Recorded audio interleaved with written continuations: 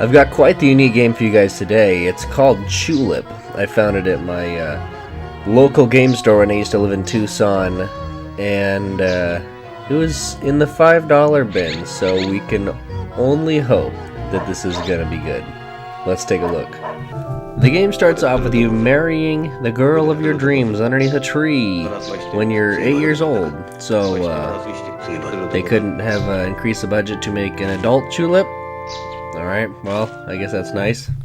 So it turns out Chulip is incredibly poor, as it were, as he's labeled by literally everyone, poor boy. So let's see if he can't change that. Hey look, it's the love of my life! Oh my god, I can win the game right now if I just kiss her.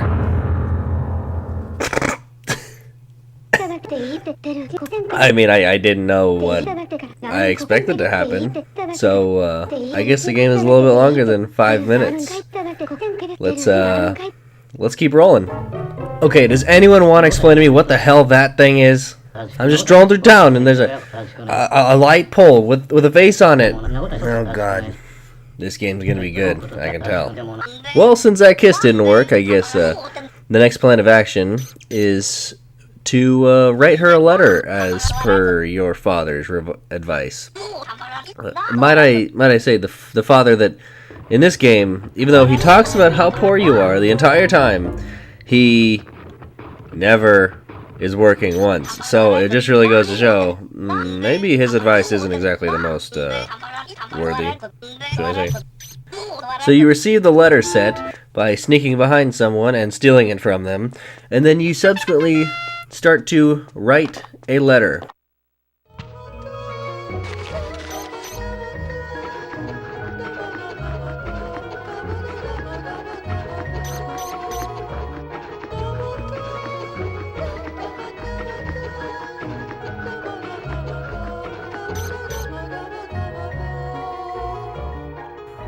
Which is terrible, mind you. And then you go ship it off. So this voice underneath the ground, Mr. Suzuki, as it were, he has you follow him underground.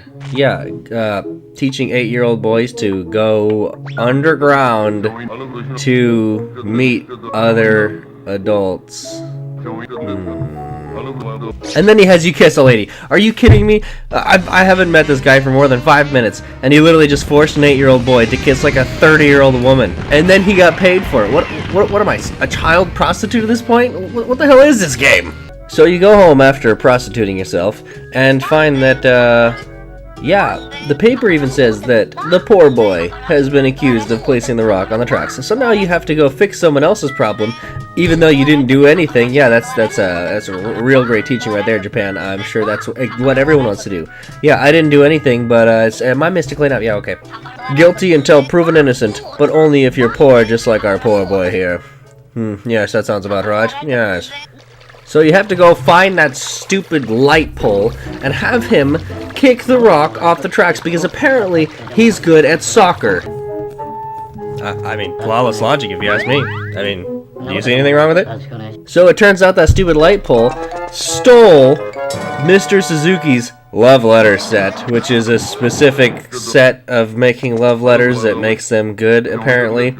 And in doing so, he gets mugged by 3 other people that we've never met before. A gravestone, a trash can, and what is that, a stop sign? And now we gotta do all of their tasks to get the different parts of the love making set again.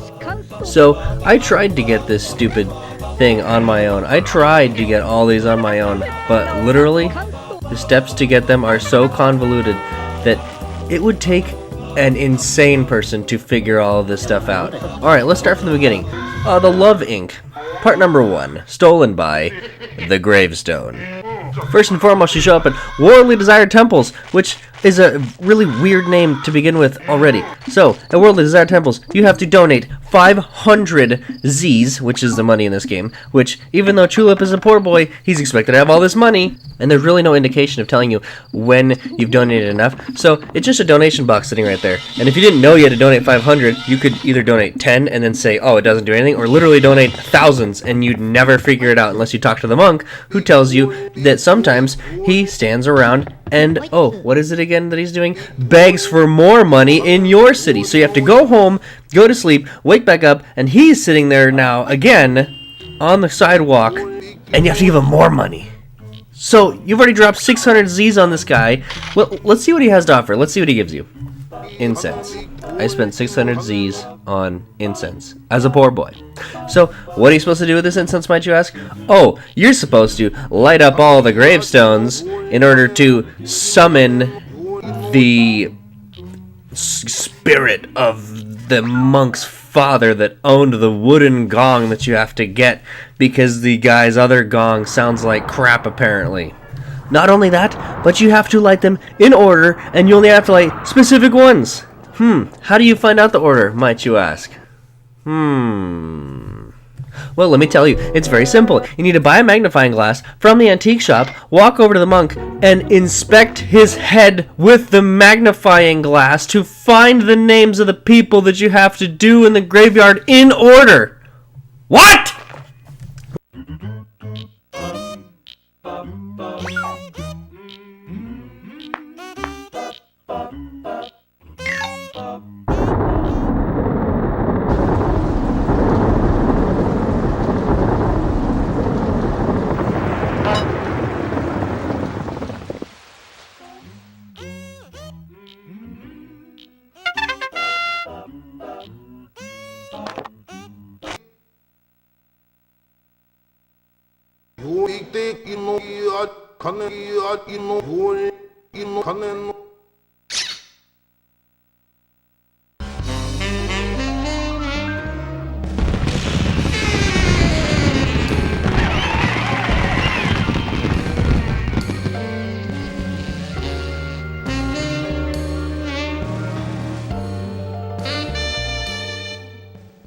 So that part was pretty easy.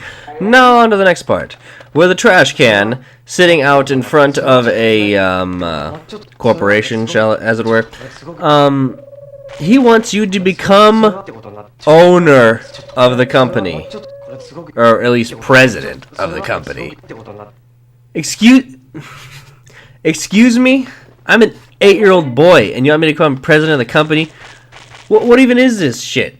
I just want to become president of a company so that I can get another piece of my love writing set. Oh, that's exactly what I needed to do for my love writing set as well. So here's how you do this one. It's very simple. You have to take the classified ad after you take a tour of the company. And you give the classified ad to Battalion, the guy who's been complaining this whole time about not having a job and having to scrounge for money. So, Battalion and you go to work the next day because you get a one-day manager card for finding a new employee. Good job. So far, everything has seemed pretty nice, yeah? It hasn't seemed too difficult to figure out. Battalion has been looking for a job. You haven't heard the next part. So, you have to talk to all the employees, and all the employees give you is a letter. And the letter is to be given to a Scarecrow, which was one of the guy's friends that used to work there. Scarecrow used to be a high-ranking individual in said company. So you go to Scarecrow Field, talk to the Scarecrow, give him the letter, and then you have to... I was stuck at this part. You have to proceed to go into Scarecrow's house and read his diary to find the combination to the lock of the company that holds the card to become president of the company. Like, what? So then all you have to do next is perform a Mission Impossible feat and hide from a security guard, but only if it's a lazy one. The non-lazy ones will catch you, and only if you're in a good hiding spot. They'll catch you if you're in a bad hiding spot.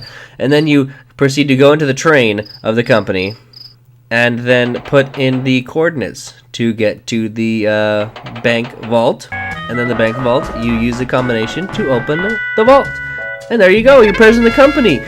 Here's a pat on the back, and here's some love paper, even though any normal paper would have worked just fine, but you gotta have the love paper. I mean, come on, that's just pathetic. If you don't have love paper, I mean, how could you write a stupid thing? So then, part 3. To get the last piece of the love letter set, you go to Scarecrow Field, and you talk to this thing, the stop sign, or whatever. And she tells you that she, in order to give you the piece of paper, or whatever the piece of the set is, you need to become president of the company? No. get a wooden gong from a dead monk. No, you have to believe in aliens. Sounds simple enough. Yeah, just say I believe in aliens. No, that doesn't count.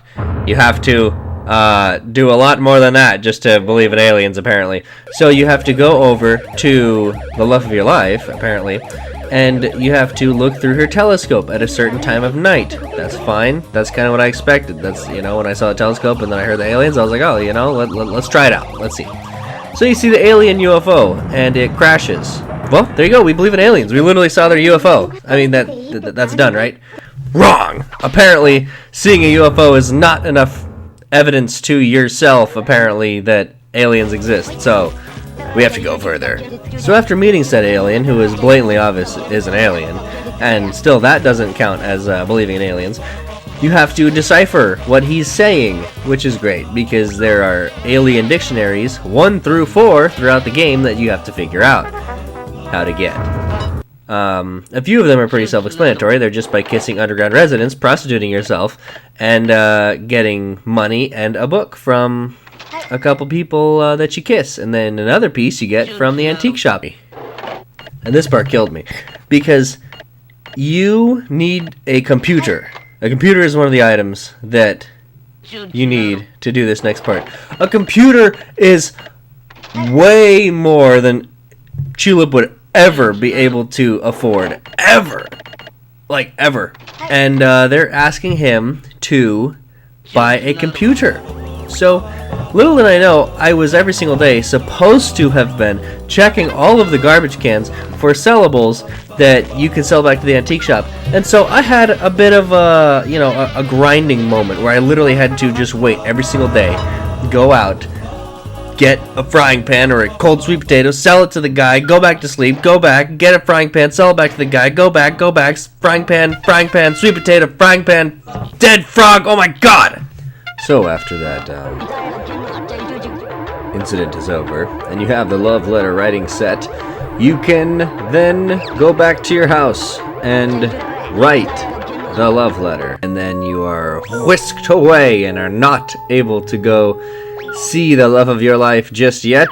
You have to go through another challenge where you become a lawyer, and you can only have 2 specific people stand up as witnesses to testify.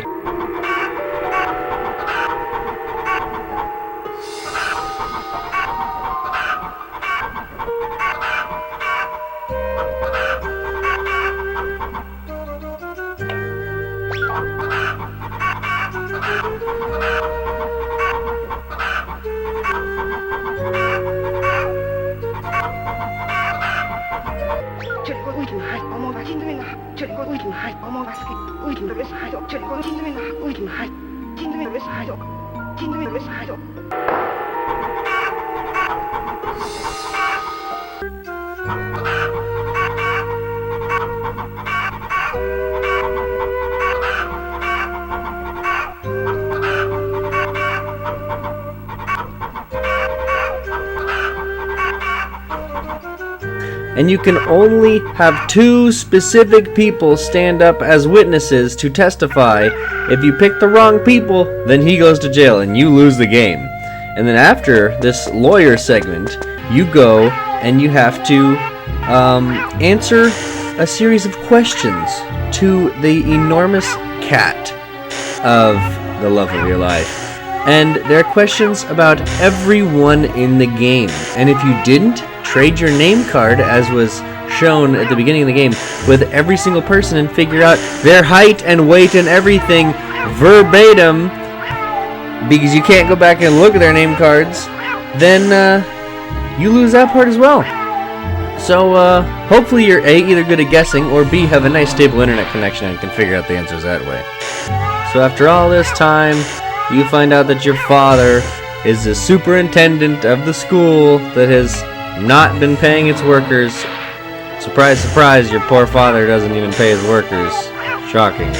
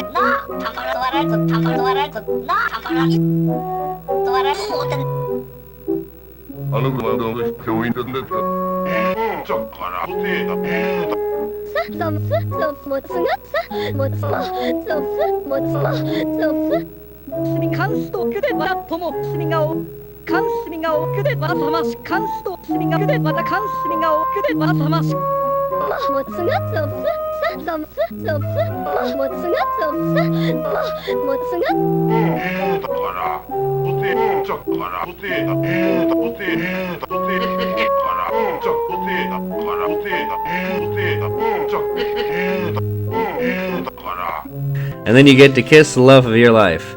That is the end of Chulip. All in all, despite the craziness that goes on and all the, how should I say, frustrating portions of the game and where you don't exactly know what to do and you aren't given anything, it's modeled after the old point-and-click method of video games where you literally had to, you know, try this with this and try this with this. So it's, I mean, if you're not into that sort of game, then it might not grasp your interest, but I had a lot of fun playing this game. So despite my gripes, I had a really good time and would recommend this game to anyone who is looking for a completely whimsical look at Japanese life that is completely absurd.